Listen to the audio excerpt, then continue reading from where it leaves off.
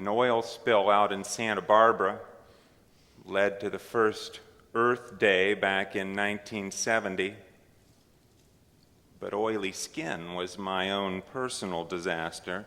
I had heard, of course, knew about Haight-Ashbury and Woodstock, but they were a long way from Shakey's Pizza in South Peoria. My adolescent brain was focused more on the gold Camaro in our driveway and being president of the debate club, because you see, everybody on the debate team voted each other to be president because we knew it would look so good on our college applications. Girls occupied a significant part of my mental energy, and I discovered that folk dancing here at All Souls on Friday night was a good place to meet them. I did grow up in this congregation. This was for me a home away from home, so that when my older brother had an accident in the kitchen one day, splattering hot grease all over his hand and getting badly burned, our first reaction was not to dial up 911 or the ambulance, but to run down the street where our neighbor Ruby Buckner lived, because Ruby, you see, was the director of religious education here at All Souls, and we knew that she would understand what had to be done. So in a moment of crisis or emergency, our first instinct was go to church. All Souls, for me, was, if not the center of the universe, was close to being the center of my social circle. It was where I absorbed some of the youthful opinions that put me left of center in Tulsa, Oklahoma, and not hard to do. But it was also a sanctuary, a refuge from the headlines that Walter Cronkite would deliver nightly on the 6 o'clock news. In retrospect, we were all extremely cute back then, and very young and incredibly earnest. In preparation for this morning's sermon, I went back into my files and was actually able to locate a copy of the program for the Children's Sunday, which took place in 1971. It was delivered on the occasion of the 50th anniversary of the founding of All Souls, and there were 3 members of the LRY, as our teen group was then known, who delivered their prescriptions and predictions for the coming half century. Madeline Ross and Gary Thompson, 2 of my Edison classmates, spoke together with me from this very pulpit where I'm standing now. Naturally, we were very idealistic and full of beans, convinced of the power of good citizenship and youthful determination to fix all the problems of the world. And looking back, we were also extremely white. I threw away my high school yearbooks a few years ago when we cleaned out my mother's house when Tid passed away, but I did manage to find a copy of the 1972 Torch online. There were 537 seniors in my graduating class, 537, and not a single student of color, not a single one. There were a sprinkling of African Americans, just a handful, 8 or 10 in the younger grades among the juniors and the sophomores. They were there in the yearbook wearing the big afros that were in style at the time, looking a little shell-shocked, dazed, and defiant, and understandably so, because the only real reason they were there was that they'd been bussed for an hour across town when their own school, the historically black Carver School, had been closed so that its students could be shipped off to the suburbs on the south side. It's interesting, and it's a little bit painful to go back and read the chronicles of Tulsa's struggles to integrate. From the very beginning, this was a rigidly segregated city. A 1916 ordinance made it illegal for any black to move into a neighborhood that was predominantly white. When that law got struck down, district boundaries were redrawn to preserve the color line, and up until the late 1960s, it was school board policy to let white students transfer out of any school where they were becoming a minority, where they might feel uncomfortable. So the idea was to keep the races separate, never mind the Supreme Court's 1954 ruling that separate was inherently unequal, so that schools like my alma mater, Edison, didn't start to change until 1970, when a federal circuit court finally ordered the city of Tulsa to comply with the U.S. Constitution. And I know many of you were part of that history. In a report from the State Advisory Panel to the U.S. Commission on Civil Rights, the Unitarians, along with the Reform Jews and the Tulsa Metropolitan Ministry, were singled out for the leading role they played. When the school superintendent, Charles Mason, said, for example, that he didn't even know what integration meant as a gambit to keep it from happening, John Wolfe publicly challenged him and confronted him and eventually forced him to resign. Nancy MacDonald, then of Hope Church, pioneered the magnet school concept that made Burroughs and Booker T. Washington among the first schools in the nation to attract a voluntary mix of colors and cultures. And Nancy's idea not only helped to heal and bring together a divided community, it established a standard of excellence that endures to this very day, so that Booker T was recently named in Newsweek as among the top 100 high schools in the country based on the number of pupils who were taking AP and honors classes. Now, I sincerely hope that's a part of history that doesn't get forgotten the way I've forgotten all my high school French. It would be awfully easy to regard integration. I don't think we even use that word anymore, do we?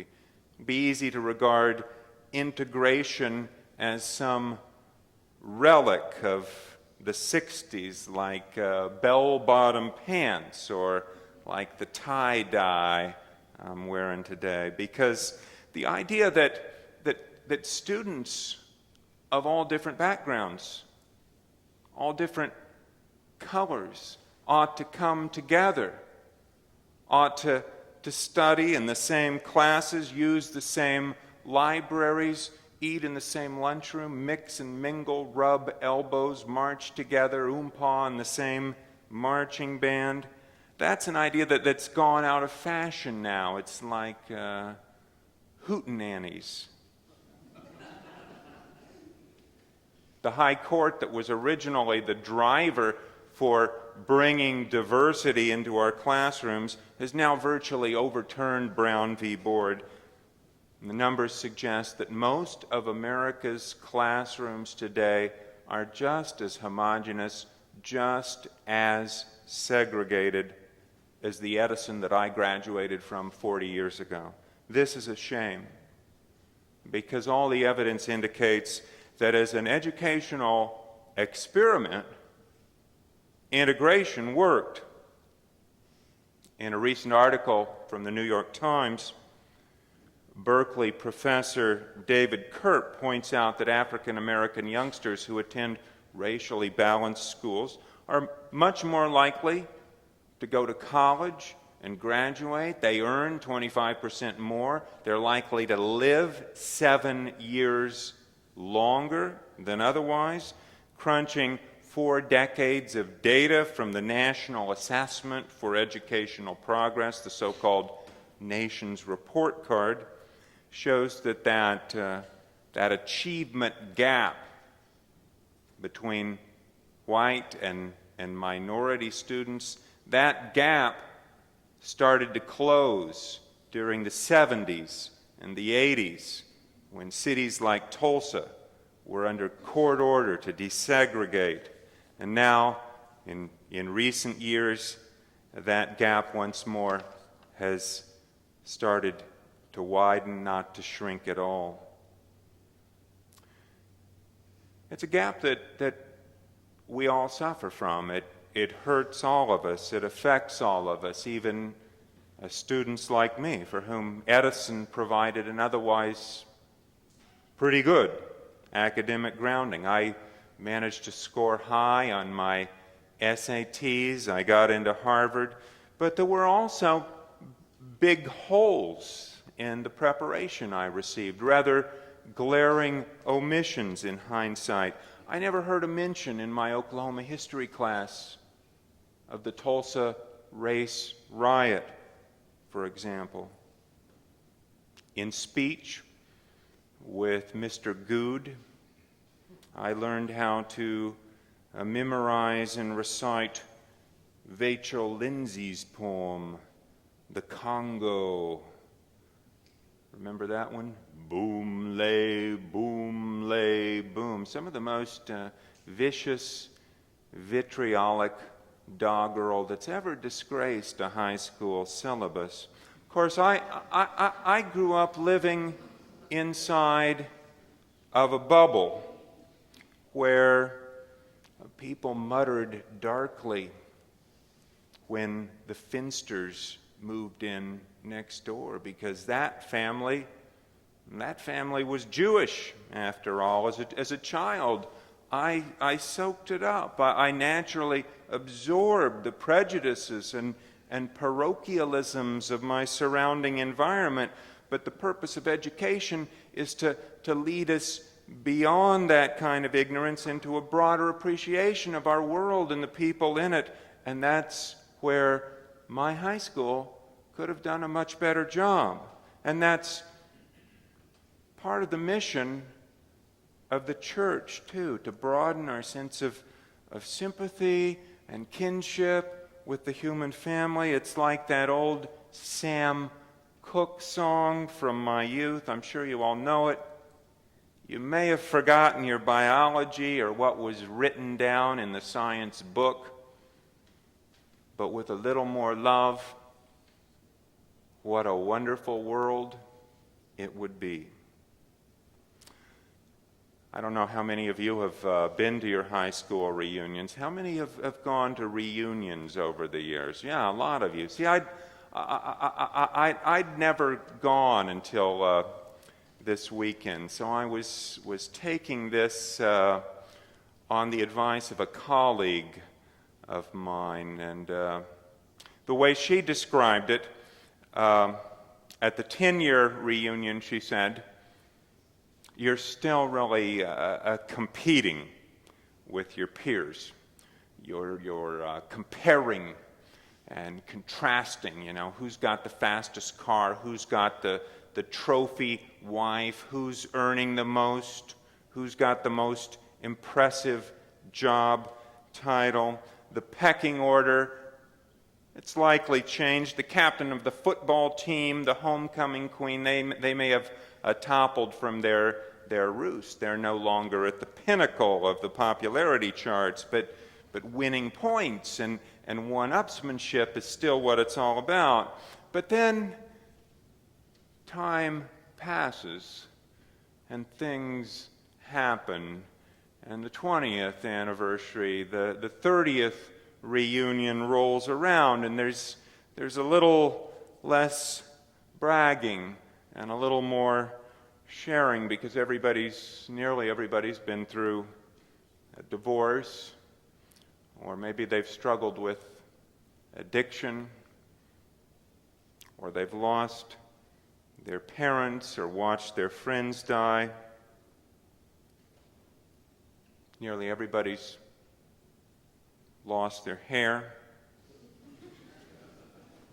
or their looks or maybe their faith.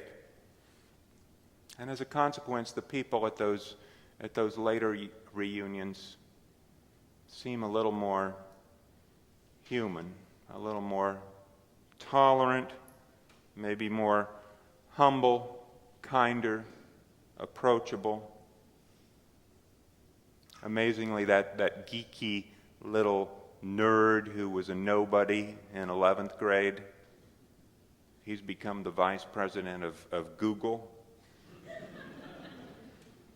But it hasn't changed anything. He's still the same dorky guy you remember from gym class, because the stock portfolio, the resume, they don't really make any difference. They don't change who you are. They don't change the person you are on the inside. And if you've learned anything by the time the 40th reunion rolls around, you've learned that everyone is a somebody. No one's a nobody. All those artificial lines that kept us apart, the jocks and the stoners that kept the black kids at one table and the whites eating somewhere else in the cafeteria, all those lines, they don't mean anything anymore. And if you're smart, you realize that they never did mean that much. This is the most important lesson you can learn: to care for and respect other people, not based on what they earn or the color of their skin, but based on the internals. This is what I was taught here in Sunday school. What we Unitarian Universalists call our first principle, the inherent worth and dignity of every human being. And I had some great Sunday school teachers here at All Souls. Ed Butler, Claudia Baker, others, but those teachers, like the rest of the congregation that I grew up in, they were mostly, overwhelmingly, Euro-American. So that even though All Souls, the church here, was where we talked about open housing and civil rights and the gospel of inclusion, we didn't always walk the walk because we couldn't. We didn't know how to. We were stumbling along and headed in the right direction, but we were far from the reality of justice and equality, which makes it a special pleasure to return to Tulsa this reunion weekend, to a church that's been transformed by the intermingling of all souls and higher dimensions, by the courage of Carlton Pearson and Marlon Lavenhar, and so many others who kept their eyes on the prize over this interval that's passed since I was a kid. It's a pleasure to come home to a city that is not the same town that I grew up in, to discover that Thomas Edison now has an enrollment where 46% of the student body are of native Latino or African descent.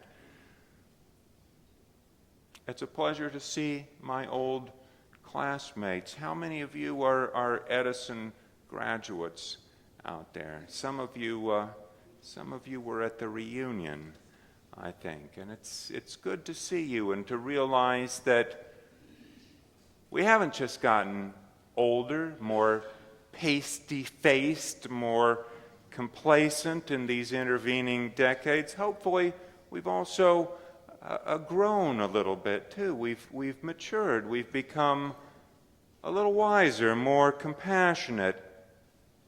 If Tulsa is a different city, a better city, a more civilized place than it was that horrific year when Greenwood burned down, which was the same year this congregation was founded. You know, it's thanks to people like you. It's thanks in large part to All Souls, to all those who've kept the faith, the beauty that is of many days, the work of reconciliation, steady and clear, the normal excellence of long accomplishment. Young people probably scratch their heads and laugh at some of the funny old songs we sing and remember. The lyrics don't know much about algebra, don't know what a slide rule's for. Yeah, what is a slide rule?